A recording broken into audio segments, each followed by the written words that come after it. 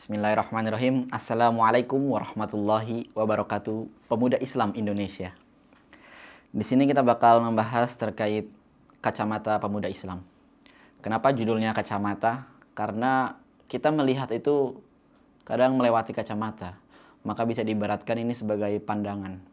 Pandangan pemuda Islam yang akan saya kaitkan dengan pandangan pemuda Islam zaman sekarang. Banyak sekali pandangan-pandangan yang mungkin bagi kita nggak relevan. Tapi ada satu kasus yang mana saya ini selalu mengatakan kepada junior-junior, ya mungkin adik-adik kelas saya atau orang-orang yang di bawah saya, lebih muda dari saya maksudnya. Saya selalu mengatakan atau menekankan bahwasanya orang itu nggak selamanya warnanya sama. Orang itu kadang warnanya bisa berubah atau berbeda. Nggak selama yang kita pandang itu warnanya ketika kita melihat biru, nggak selamanya kita melihat biru itu biru beneran. Mungkin di mata orang lain itu warnanya oranye. Mungkin di mata orang lain itu warnanya merah. Maka jangan selalu 100% pandangan kita tuh nggak mungkin 100% benar. Dan ketika kita sudah memandang, mungkin pun keesokan harinya warna itu bisa berubah.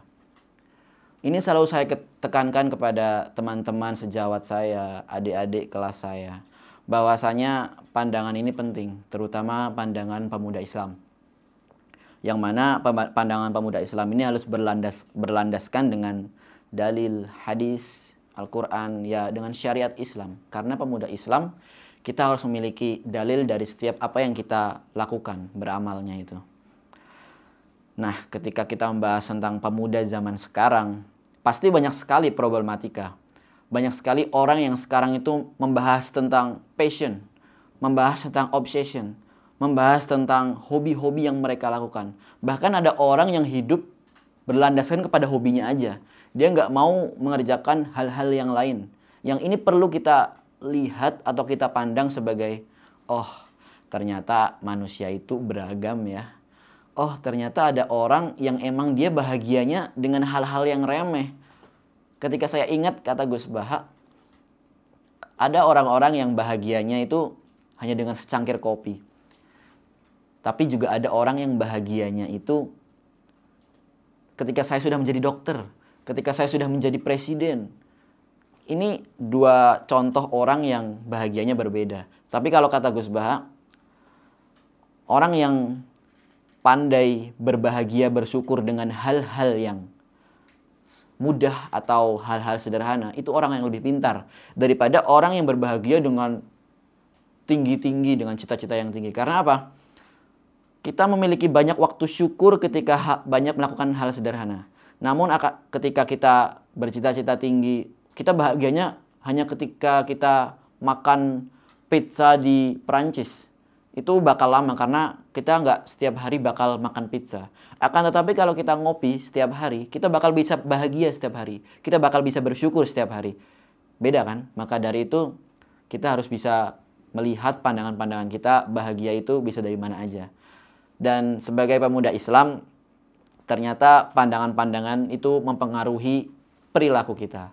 Yang mana pandangan kita lihat, kemudian terpancarkan masuk ke dalam otak, kita pikirkan, kemudian menjadi perilaku kita. Itu sangat penting karena pandangan-pandangan ini pandangan yang melewati kacamata mata kita ini bakal mempengaruhi perilaku kita. Sebagai contoh, ketika kita melihat orang melakukan kebaikan, maka insya Allah itu bisa dapat menular kepada diri kita. Kita dapat melakukan kebaikan juga. Yang mana lingkungan itu sangat penting. Dan kita harus ingat pemuda Islam itu bahwa setiap orang itu pasti berubah. Ada sebuah pepatah mengatakan, segala sesuatu berubah dan tidak ada yang tetap. Dan yang tetap itu adalah perubahan itu sendiri.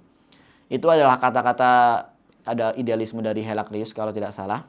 Mungkin bisa dikoreksi, itu menjadi prinsip orang bahwa segala hal itu pasti berubah. Maka dari itu jangan sampai kita melihat orang sudah menstempel dengan kacamata kita, orang ini bakal buruk sampai akhir. Nggak ada yang seperti itu. Orang ini bakal baik seperti itu, nggak ada yang tahu. Maka dari itu selalu kita pahami dalam diri kita bahwasanya setiap orang, setiap sesuatu itu pasti berubah. Tentu kecuali terhadap Tuhan kita. Tidak ada perubahan bahwa Allah yang Maha Esa, Allah yang Maha Agung. Akan tetapi semua makhluknya, semua yang ada di bumi ini pasti berubah. Sejalan dengan waktu. Malam akan berganti dengan siang. Badai akan terganti dengan cerah. Dan segala sesuatu yang muda pasti akan menua. Maka alangkah bodohnya ketika kita mengharapkan infinity atau kita mengharapkan sebuah keabadian, itu sangat mustahil. Kita bisa melihat orang-orang yang telah berubah dari kecil menjadi besar. Orang-orang yang awalnya buruk menjadi baik. Kita bisa lihat contohnya mungkin, kita bisa lihat dari anime mungkin. Di anime Naruto, kita tahu yang namanya Orochimaru. Dia yang dulunya menjadi jahat, dia menciptakan geng Akatsuki untuk menghancurkan sebuah desa atau mungkin kejahatan-kejahatan lainnya. Akan tetapi di akhir cerita, dia menjadi baik.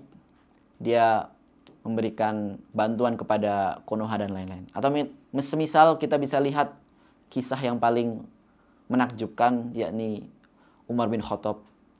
Beliau adalah khalifah kedua, dan tahukah teman-teman bahwa dahulu dia pernah mengacungkan pedangnya kepada Rasulullah. Dia pernah menentang besar-besar, menentang kuat-kuat Rasulullah. Akan tetapi kita lihat gimana akhir riwayatnya.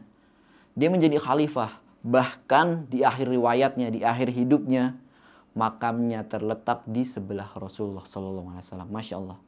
Itu adalah sebuah karunia Allah, kebaikan Allah, bahwa setiap orang itu bisa berubah. Maka jangan sampai kita melihat pandangan kita itu terhadap orang sebagai sesuatu hal yang tetap 100% paten. Enggak, semua orang itu pasti ada grow. Maka dari itu pandangan umat muslim itu harus apa? Grow mindset. Semua hal itu bisa bertumbuh, bisa berubah. Dan ada lagi paham yang mungkin menurut saya itu baik untuk pemuda Islam saat ini, yakni paham stoik. Yang mana kita hanya bisa mengatur apa yang kita kuasai dan biarkan saja yang tidak bisa kuasai. Paham stoik ini bagus untuk orang-orang yang mungkin sering merasa cemas. Karena paham stoik ini memiliki banyak sekali keuntungan, diantaranya ini terkait syukur dan rasa terima kasih terhadap diri kita sendiri. Ketika kita nggak bisa melawan sebuah arus, maka biarkan saja arusnya. Akan tetapi ketika kita bisa menggerakkan tubuh kita untuk maju, gerakkan tubuh kita untuk maju. Kita kontrol apa yang bisa kita lakukan.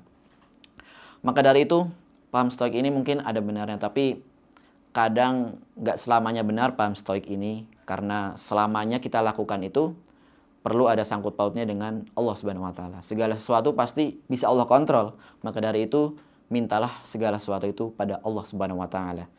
Mungkin itu paham-paham yang mungkin bermanfaat bagi pemuda Islam saat ini, karena saat ini banyak sekali isu-isu yang dapat menggoyahkan iman, terutama keyakinan kita terhadap Islam. Akan tetapi sebagai pemuda yang baik, pemuda yang kuat imannya terhadap Islam, maka kuatkanlah terhadap intelijen, dalil-dalil, dan diri kita, nafsi kita terhadap Islam. Semoga kita dapat istiqomah terhadap jalan kebaikan Islam ini. Syukron ala ihtimamkum wa lafu minkum. Wassalamualaikum warahmatullahi wabarakatuh.